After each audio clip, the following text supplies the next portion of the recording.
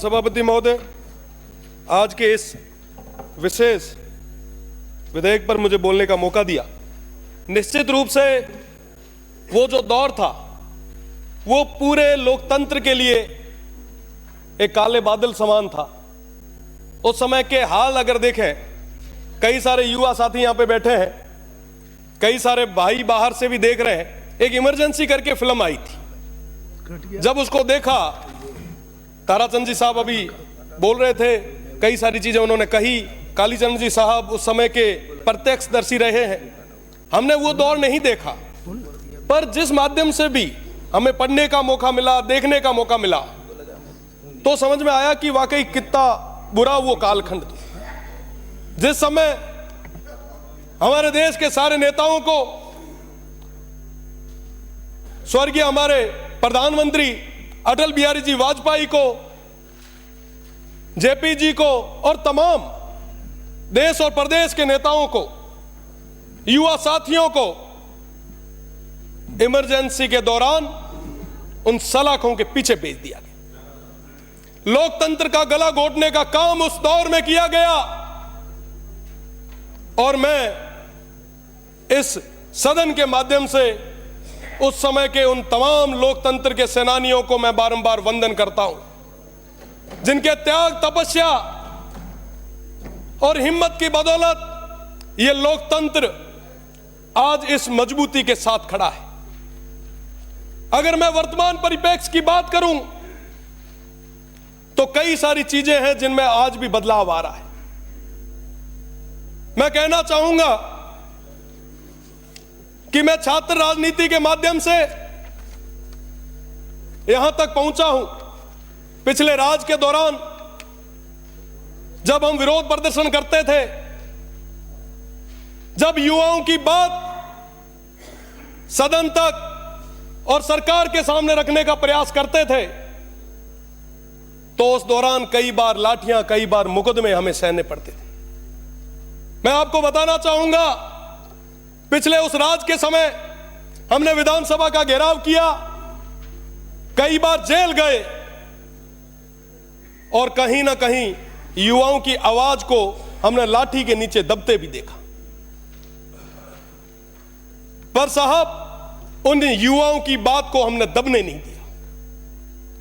आज के अगर दौर की बात करूं तो आज के दौर में इस लोकतंत्र के सबसे पवित्र मंदिर में जनता ने आशीर्वाद के रूप में हमें यहां भेजा।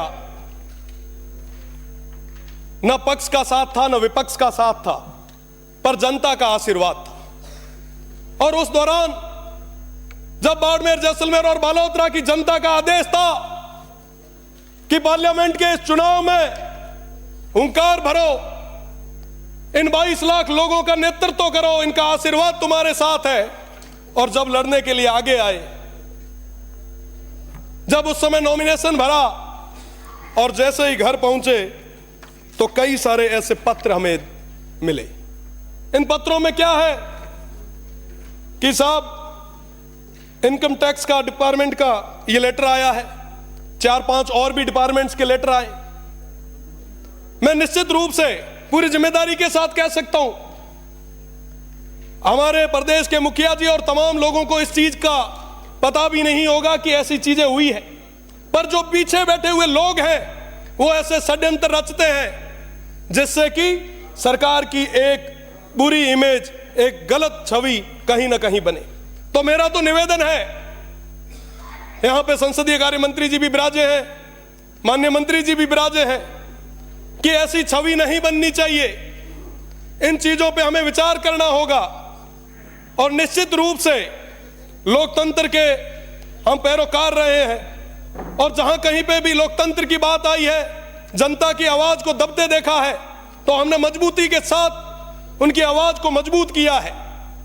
पर कहते हुए बड़ा दुख होता है कि इस सदस्य पर, जो आप सभी से उम्र में छोटा है, एमपी चुनाव के बाद एक साथ 3-3 मुकदमे दर्ज किए जाते हैं। मुझे लगता है इस पे भी आपको गौर करने की जरूरत है। और हम लोग जब जनता की आवाज को आगे तक नहीं रखेंगे तो उस जनता की आवाज को आगे तक रखेगा कौन? आज उस जनता ने, उस देवतुल्य जनता ने हम सभी को बहुत सारा प्यार और आशीर्वाद देके यहां पर बिठाया है, और इसलिए ताकि हमारे दुख और दर्द को प्रदेश की सरकार के सामने मजबूती के साथ रख सके। और जब यहां पे उस दुख और दर्द को रखा जाता है तो कई सारे जो पीछे बैठे हुए लोग हैं, मैं कह सकता हूं, बड़े दावे के साथ कह सकता हूं, हमारे जो नेता हैं, हमारे जो लोग हैं, उनको इस चीज की अभी तक पता ही नहीं होगा, उनको भनक तक लगने नहीं दी होगी, और पीछे बैठे हुए कुछ लोगों के द्वारा षड्यंत्र और साजिशों के द्वारा आवाज को हमेशा दबाने का प्रयास किया जाता है। मेरा निवेदन है कि इस बार पे गंभीरता से आप सोचें, आप विचार करें, क्या वाकई हम लोकतंत्र को मजबूत कर रहे हैं? निश्चित रूप से लोकतंत्र को मजबूत करने के लिए छात्र संघ जैसे चुनाव भी होने चाहिए ताकि हमारी नई पीढ़ी भी आगे आए।